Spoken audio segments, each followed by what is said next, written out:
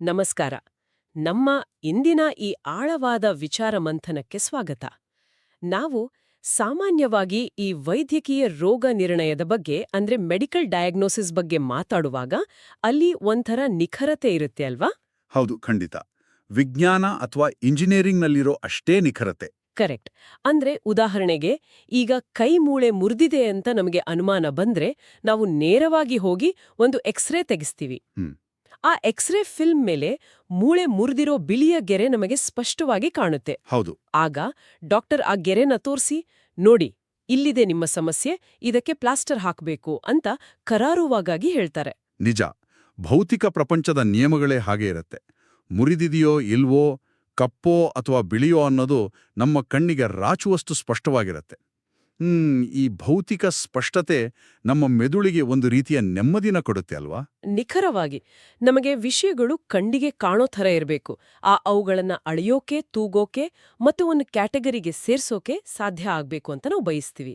ಹೌದು. ಆದರೆ ನೋಡಿ, ಈ ಆಧ್ಯಾತ್ಮ, ಮನಸ್ಸು ಮತ್ತೆ ಉನ್ನತ ಮಟ್ಟದ ಅರಿವಿನ ಪ್ರಪಂಚಕ್ಕೆ ನಾವು ಕಾಲಿಟ್ಟ ತಕ್ಷಣನೇ ಈ ಭೌತಿಕ ನಿಯಮಗಳೆಲ್ಲ ದಿಢೀರಂತ ಕುಸಿದು ಬೀಳುತ್ತೆ.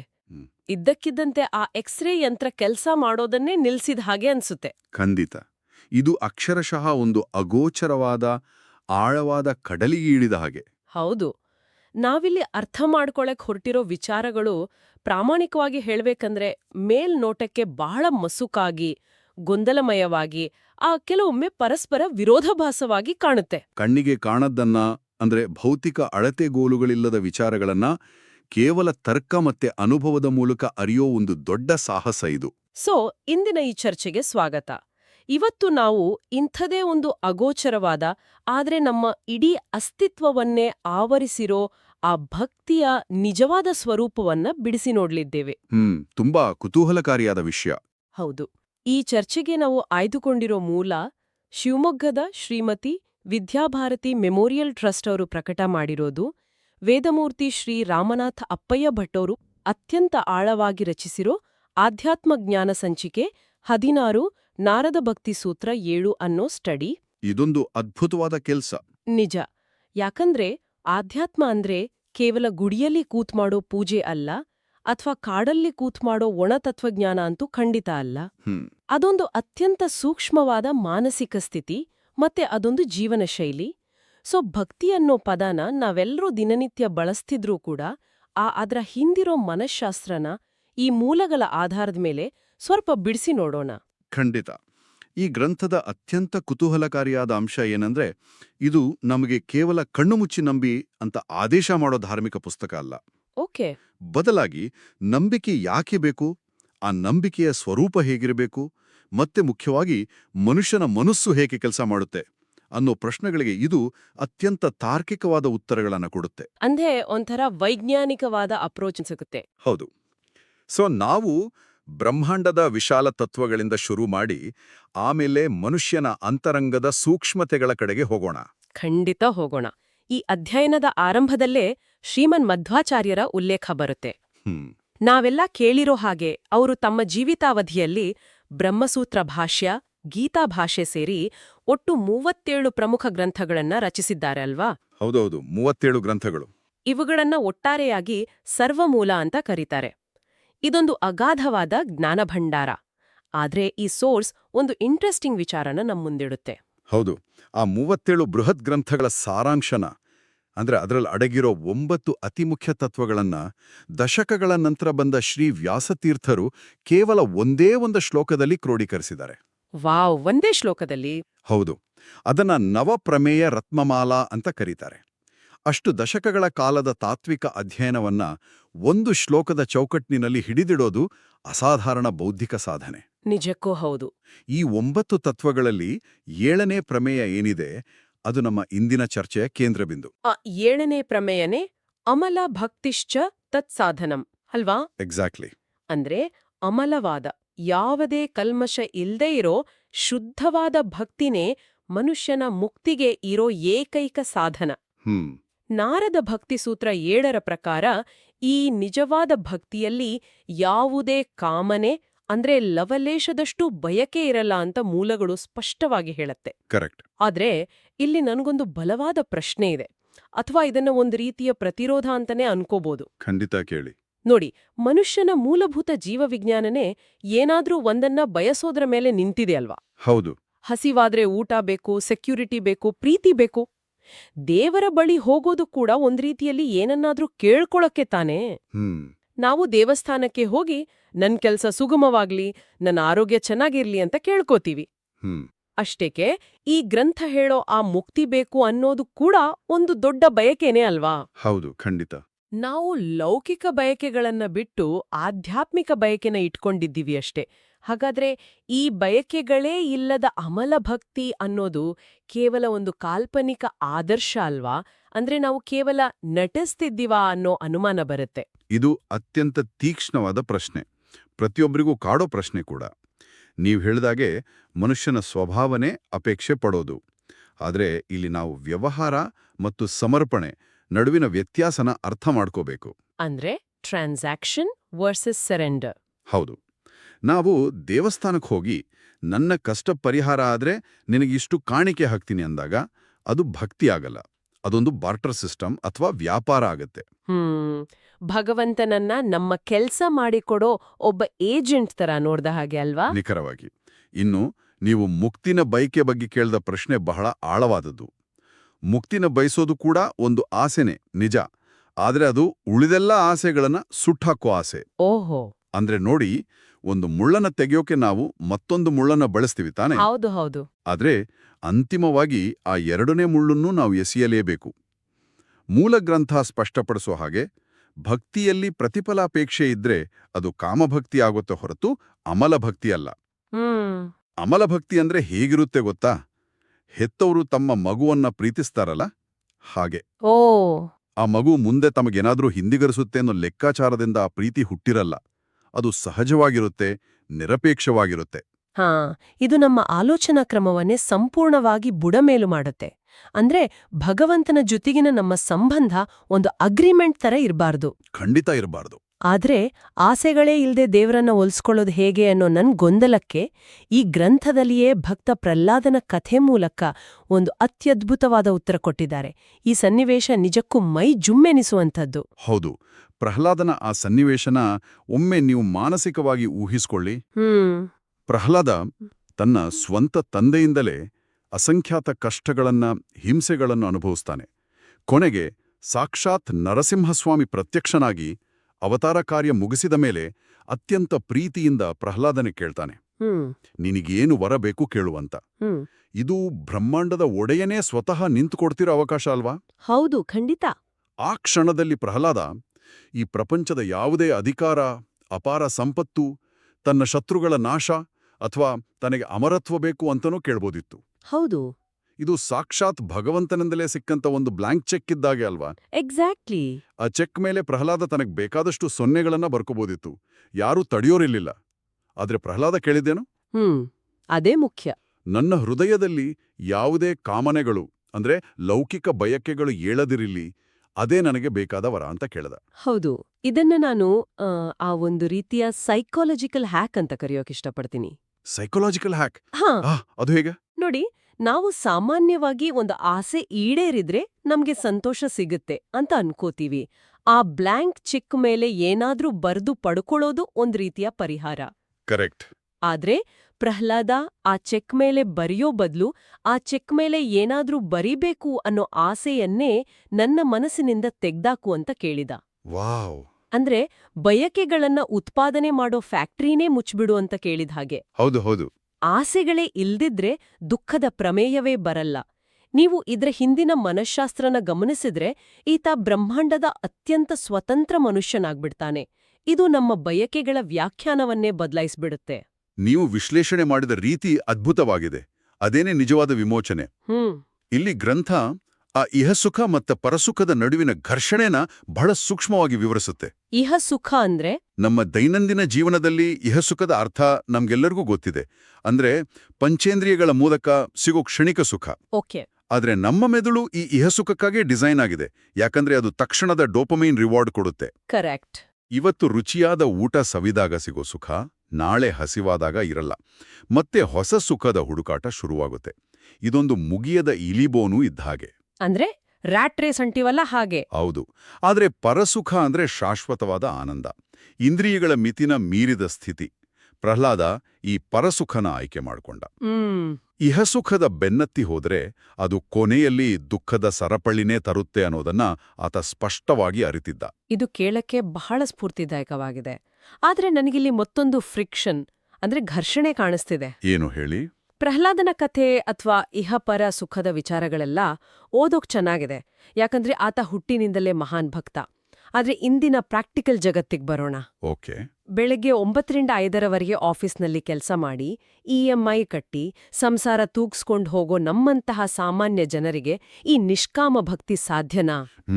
ಅಥವಾ ಈ ಮಟ್ಟದ ಅಮಲ ಭಕ್ತಿ ಬೇಕೆಂದ್ರೆ ನಾವು ಮನೆಮಠ ಬಿಟ್ಟು ಕಾಡಿಗೆ ಹೋಗಿ ಸನ್ಯಾಸಿಯಾಗ್ಲೇಬೇಕಾ? ನಮ್ಮ ದೈನಂದಿನ ಜವಾಬ್ದಾರಿಗಳ ನಡುವೆ ಇದನ್ನ ಅಳವಡಿಸ್ಕೊಳ್ಳೋದು ಹೇಗೆ? ಇದೇ ನಮ್ಮ ಪ್ರಾಚೀನ ಗ್ರಂಥಗಳ ಹೆಗ್ಗಳಿಕೆ. ಅವು ಕೇವಲ ಅಸಾಧ್ಯವಾದ ಆದರ್ಶಗಳನ್ನ ಹೇಳಿ ಸುಮ್ನಾಗಲ್ಲ. ಓಕೆ. ಆ ಆದರ್ಶಗಳನ್ನ ತಲುಪೋಕೆ ಒಂದು ವ್ಯವಸ್ಥಿತವಾದ ಚೌಕಟ್ಟನ್ನ ಕೊಡುತ್ತೆ. ಗ್ರಂಥದಲ್ಲಿ ವಿವರಿಸಿರೋ ಹಾಗೆ ಬದುಕಿಗೆ 4 ಗುರಿಗಳಿವೆ: ಧರ್ಮ, ಅರ್ಥ, ಕಾಮ ಮತ್ತೆ ಮೋಕ್ಷ.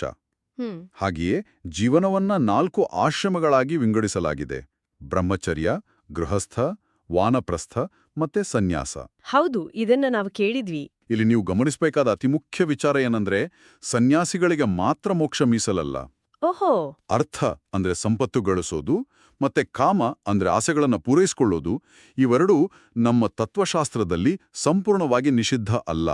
ಆದರೆ ಅವು ಧರ್ಮದ ಅಡಿಪಾಯದ ಮೇಲೆ ನಿಂತಿರಬೇಕು, ವಿಶೇಷವಾಗಿ ಗೃಹಸ್ಥ ಆಶ್ರಮದಲ್ಲಿ. ಅಂದ್ರೆ ದೈನಂದಿನ ಜೀವನದಲ್ಲಿ ಇದ್ಕೊಂಡು ಭಕ್ತಿನ ಸಾಧಿಸೋಕೆ ಮಾರ್ಗಗಳಿವೆ ಅಂತೀರಾ? ಖಂಡಿತ.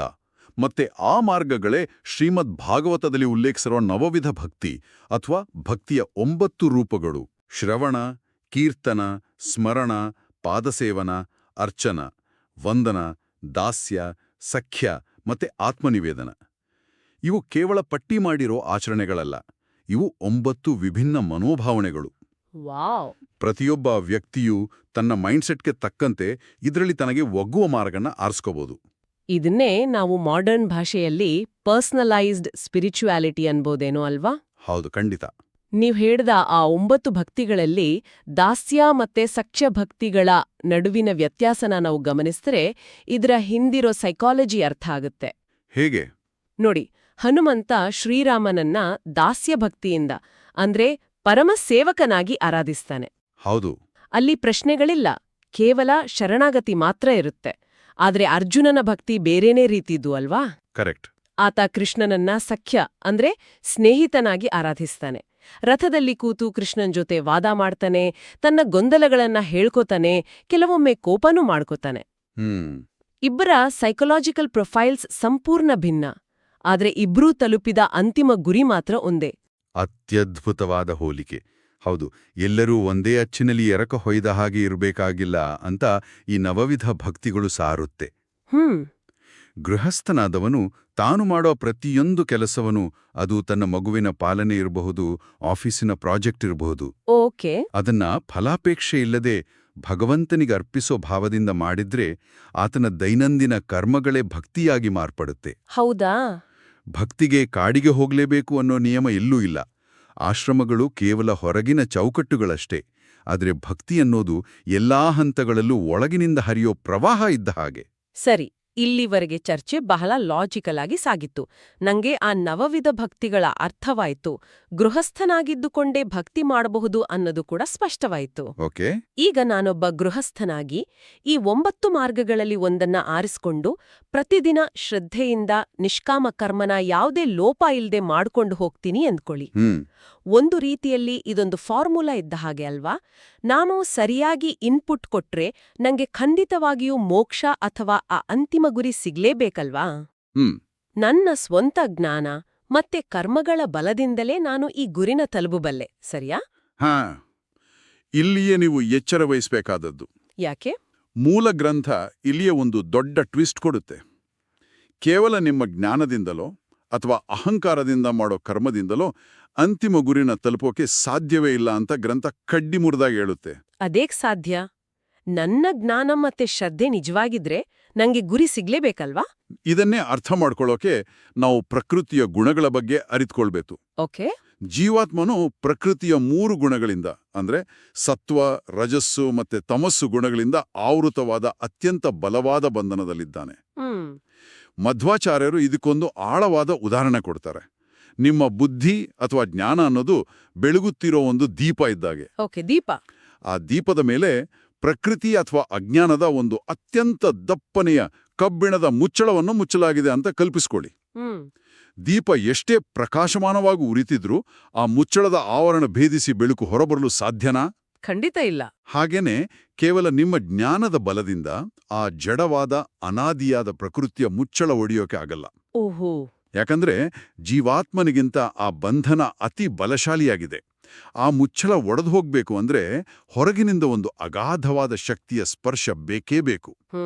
ಆ ಶಕ್ತಿನೇ ಭಗವಂತನ ಅನುಗ್ರಹ ಅಥವಾ ಕೃಪೆ. ಓ, ಈಗ ನಂಗೆ ಆ ದೀಪ ಮತ್ತೆ ಮುಚ್ಚಳದ ಕಾನ್ಸೆಪ್ಟ್ ಸ್ಪಷ್ಟ ಆಗ್ತಿದೆ. ಅಂದ್ರೆ ನಮ್ಮ ಸ್ವಂತ ಬಲ ಎಷ್ಟೇ ಇದ್ರೂ ಅದು ಲಿಮಿಟೆಡ್ ಆಗಿರುತ್ತಲ್ವಾ? ಹೌದು. ಇದನ್ನ ನಾನು ಹೀಗ್ ಹೇಳ್ಬೋದಾ ನೋಡಿ. ನಾವು ವೇದಗಳನ್ನ ಓದಿ ಜ್ಞಾನ ಸಂಪಾದಿಸಿ ನಮ್ಮ ಕರ್ಮಗಳನ್ನ ಮಾಡೋದು ಅಂದ್ರೆ ಜಗತ್ತಿನ ಅತ್ಯಂತ ದುಬಾರಿಯಾದ ಅತ್ಯುತ್ತಮವಾದ ಒಂದು ಫ್ಲಾಶ್ ಲೈಟ್ ಅಂದ್ರೆ ಟಾರ್ಚ್ ಲೈಟ್ ಅನ್ನ ತಯಾರಿಸಿದ ಹಾಗೆ. ಕರೆಕ್ಟ್. ನಮ್ಮ ಬಳಿ ಆ ಟಾರ್ಚ್ ಲೈಟ್ ಇದೆ, ಅದ್ರೊಳಗೆ ಅತ್ಯಾಧುನಿಕ ಬಲ್ಬ್ ಇದೆ, ಸ್ವಿಚ್ ಇದೆ, ಎಲ್ಲವೂ ಪರ್ಫೆಕ್ಟ್ ಆಗಿದೆ. ಓಕೆ. ಆದ್ರೆ ಆ ಭಗವಂತನ ಅನುಗ್ರಹ ಅನ್ನೋದು ಆ ಟಾರ್ಚ್ ಲೈಟ್ ಒಳಗೆ ಹಾಕೋ ಬ್ಯಾಟ್ರಿ ಇದ್ದ ಹಾಗೆ. ವಾವ್. ಬ್ಯಾಟ್ರಿ ಇಲ್ದೆ ಟಾರ್ಚ್ ಲೈಟ್ ಎಷ್ಟೇ ದುಬಾರಿ ಆಗಿದ್ರೂ ಅದ್ರೊಳಗೆ ಎಷ್ಟೇ ಟೆಕ್ನಿಕಲ್ ಜ್ಞಾನ ಇದ್ರೂ ಕತ್ಲೆ ಭೇದಿಸಿ ಬೆಳಕು ಚೆಲ್ಲೋಕೆ ಒಂದು ಸಣ್ಣ ಕಿರಣ ಕೂಡ ಹೊರಬರೋಕೆ ಸಾಧ್ಯ ಇಲ್ಲ ಅಲ್ವಾ? ಭಗವಂತನ ಕೃಪೆನೇ ಆ ಬ್ಯಾಟ್ರಿ, ಸರಿಯೇ? ಅದ್ಭುತ. ನೀವಿಳಿದಿರೋ ಈ ಟಾರ್ಚ್ ಮತ್ತೆ ಬ್ಯಾಟರಿಯ ಉಪಮೆ ಗ್ರಂಥದ ಆಳವಾದ ತತ್ವವನ್ನ ಅತ್ಯಂತ ಸರಳವಾಗಿ ವಿವರಿಸುತ್ತೆ. ಥ್ಯಾಂಕ್ಸ್. ಹೌದು, ಜ್ಞಾನ ಮತ್ತೆ ಕರ್ಮಗಳು ನಮಗೆ ದಾರಿ ತೋರಿಸೋ, ನಮ್ಮನ್ನ ರೆಡಿ ಮಾಡೋ ಉಪಕರಣಗಳು ಮಾತ್ರ. ಆದರೆ ಆ ಉಪಕರಣಕ್ಕೆ ಜೀವ ತುಂಬೋ, ಅದನ್ನ ಸ್ಟಾರ್ಟ್ ಮಾಡೋ ಶಕ್ತಿನೇ ಭಗವಂತನ ಅನುಗ್ರಹ. ಮತ್ತೆ ಆ ಅನುಗ್ರಹ ಪ್ರಾಪ್ತ ಆಗೋದು ಕೇವಲ ಆ ಅಮಲ ಭಕ್ತಿಯಿಂದ ಮಾತ್ರವೇ ಹೊರತು ನನ್ನ ಬಳಿ ಜ್ಞಾನ ಇದೆ ಅನ್ನೋ ಅಹಂಕಾರದಿಂದ ಖಂಡಿತ ಅಲ್ಲ. ನಿಜ. ಜ್ಞಾನ ಇಲ್ಲದ ಭಕ್ತಿ ಕುರುಡಾಗ್ಬೋದು, ಆದ್ರೆ ಭಕ್ತಿ ಇಲ್ಲದ ಜ್ಞಾನ ಕೇವಲ ಅಹಂಕಾರದ ಪ್ರದರ್ಶನ ಆಗ್ಬೋದು. ಇವೆರಡರ ಸಮಾಗಮದಿಂದ ಮಾತ್ರವೇ ಆ ಬ್ಯಾಟರಿ ಕೆಲಸ ಮಾಡೋಕ್ ಶುರು ಮಾಡುತ್ತೆ. ಹೌದು. ನಾವು ಈ ವಿಚಾರ ಮಂಥನದ ಅತ್ಯಂತ ಕುತೂಹಲಕಾರಿ ಘಟ್ಟಕ್ಕೆ ಬಂದಿದ್ದೀವಿ ಈಗ. ಓಕೆ. ಭಕ್ತಿ, ಜ್ಞಾನ, ಅನುಗ್ರಹದ ಬಗ್ಗೆ ಸಾಕಷ್ಟು ಚರ್ಚೆ ಮಾಡಿದ್ವಿ. ಆದ್ರೆ ಅಂತಿಮವಾಗಿ ಈ ಭಕ್ತಿಯ ದಾರಿಯಲ್ಲಿ ಎದುರಾಗೋ ಅತಿದೊಡ್ಡ ಅಪಾಯ ಯಾವುದು ಮತ್ತೆ ಈ ನಿಜವಾದ ಭಕ್ತಿಯ ಅನುಭವ ಹೇಗಿರುತ್ತೆ ಅನ್ನೋದನ್ನ ನಾವು ನಾರದ ಭಕ್ತಿ ಸೂತ್ರಗಳ ಮೂಲಕ ಅರ್ಥಕೊಳ್ಬೇಕಿದೆ. ಖಂಡಿತ. ಈ ಮೂಲ ಗ್ರಂಥದಲ್ಲಿ ನಾರದರ 84 ಸೂತ್ರಗಳ ಪೈಕಿ ಕೆಲವು ಪ್ರಮುಖ ಸೂತ್ರಗಳನ್ನ ಆಳವಾಟಿ ಚರ್ಚೆ ಮಾಡಿದ್ದಾರೆ. ನಾರದರು ಭಕ್ತಿಯ ಸ್ವರೂಪ ವಿವರಿಸುತ್ತಾ ವ್ರಜಗೋಪಿಕೆಯರ ಪರಮಪ್ರೇಮದ ಉದಾಹರಣೆ ಕೊಡ್ತಾರೆ. ಓಕೆ. ಇದು ಯಾವುದೇ ಷರತ್ತುಗಳಿಲ್ಲದ ಭಗವಂತನನ್ನ ಹೊರತುಪಡಿಸಿ ಬೇರೇನನ್ನು ಅಂದ್ರೆ ತಮ್ಮ ಸ್ವಂತ ಅಸ್ತಿತ್ವವನ್ನು ಕೂಡ ಬಯಸದ ಒಂದು ತನ್ಮಯತೆಯ ಸ್ಥಿತಿ. ಆದರೆ ಇದೇ ಸಂದರ್ಭದಲ್ಲಿ ನಾರದರು ಸೂತ್ರ 43 ಮತ್ತು 44ರ ಮೂಲಕ ಈ ಮಾರ್ಗದಲ್ಲಿರೋ ಅತಿದೊಡ್ಡ ಕಂಟಕದ ಬಗ್ಗೆ ಕಟ್ಟುನಿಟ್ಟಾದ ಎಚ್ಚರಿಕೆ ಕೊಡ್ತಾರೆ. ಅದೇನು? ಅದುವೇ ದುಸ್ಸಂಗ ಅಥವಾ ಕೆಟ್ಟ ಸಹವಾಸ. ಇದನ್ನ ನಾವು ಸಂಪೂರ್ಣವಾಗಿ ನಿರ್ದಾಕ್ಷಿಣ್ಯವಾಗಿ ಬಿಡಲೇಬೇಕು ಅಂತ ಹೇಳ್ತಾರೆ. ದುಸ್ಸಂಗ ಅಂದ್ರೆ ನಮ್ಗೆ ಚಿಕ್ಕ ವಯಸ್ಸಲ್ಲಿ ಪೇರೆಂಟ್ಸ್ ಹೇಳ್ತಿದ್ರಲ್ಲ, ಕೆಟ್ಟ ಹುಡುಗರ ಸಹವಾಸ ಮಾಡಬೇಡ ಅಂತ. ಆ ತರಹದ ಸಾಮಾನ್ಯ ನೈತಿಕ ಪಾಠ ಅಲ್ವಾ ಇದು? ಮೇಲ್ನೋಟಕ್ಕೆ ಹಾಗೆ ಅನ್ಸುತ್ತೆ. ಮತ್ತೆ ಇದರ ಬಗ್ಗೆ ಆಧ್ಯಾತ್ಮಿಕ ಗ್ರಂಥದಲ್ಲಿ ಇಷ್ಟೊಂದು ಒತ್ತು ಕೊಡೋಕೆ ಕಾರಣ ಏನು? ಇದರ ಹಿಂದೆ ಏನಾದ್ರೂ ಸೈಕಲಾಜಿಕಲ್ ಮೆಕ್ಯಾನಿಸಮ್ ಇದೆಯಾ? ಖಂಡಿತವಾಗಿಯೂ ಇದೆ. ಇದು ಕೇವಲ ಒಂದು ಮೋರಲ್ ಅಡ್ವೈಸ್ ಅಲ್ಲ, ಬದಲಾಗಿ ಮನುಷ್ಯನ ಮನಸ್ಸಿನ ಪತನದ ಹಂತಗಳನ್ನು ವಿವರಿಸೋ ಒಂದು ಸೈಂಟಿಫಿಕ್ ಪ್ರೋಸೆಸ್. ಓಹೋ.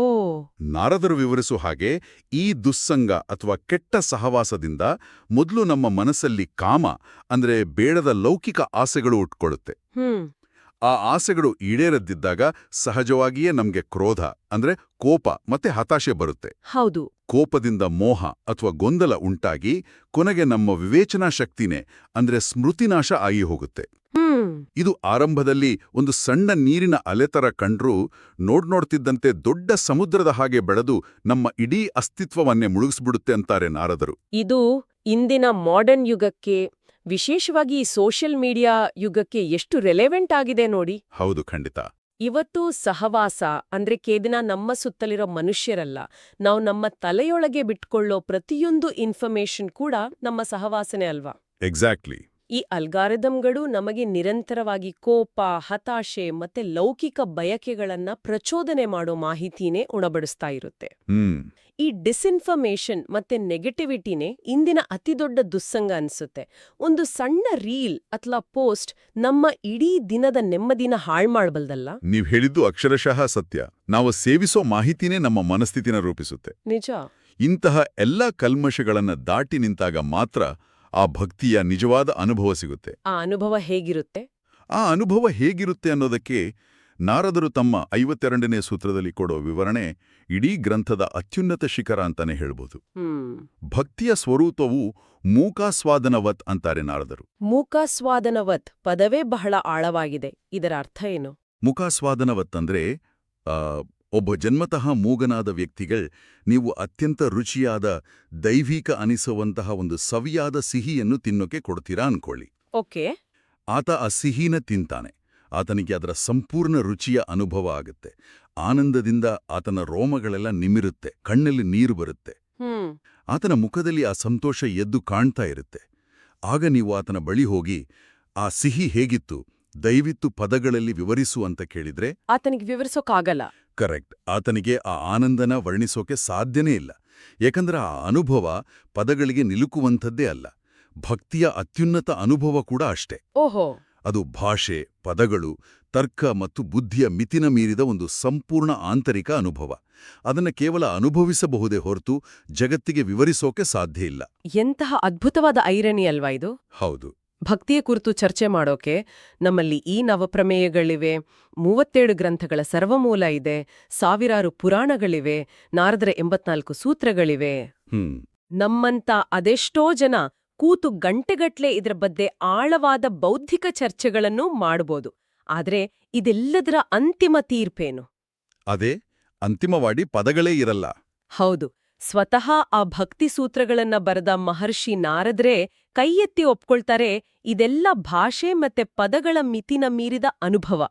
ನಾನ್ ಬರ್ದದ್ದೆಲ್ಲವೂ ಕೇವಲ ದಾರಿದೀಪಗಳಷ್ಟೇ, ಅನುಭವವೇ ಅಂತಿಮ ಅಂತ. ನಿಜ. ಆ ಸತ್ಯನ ವಿನಮ್ರತೆಯಿಂದ ಒಪ್ಕೊಳ್ಳೋದೇ ನಿಜವಾದ ಜ್ಞಾನದ ಅಂತಿಮ ಲಕ್ಷಣ ಅನ್ಸುತ್ತೆ. ಖಂಡಿತ. ತರ್ಕ ಮತ್ತೆ ಜ್ಞಾನ ನಮ್ಮನ್ನ ಭಗವಂತನ ಅರಮನೆಯ ಬಾಗಿಲವರೆಗೆ ಮಾತ್ರ ಕರೆತರಬಲ್ಲದು. ಆದ್ರೆ ಆ ಬಾಗಿಲು ತೆಗೆದು ಒಳಗೆ ಪ್ರವೇಶ ಮಾಡಬೇಕು ಅಂದ್ರೆ ಭಕ್ತಿ ಅನ್ನೋ ಆ ಮೂಗನ ಸಿಹಿಯ ಅನುಭವವೇ ಬೇಕು. ಹೌದು.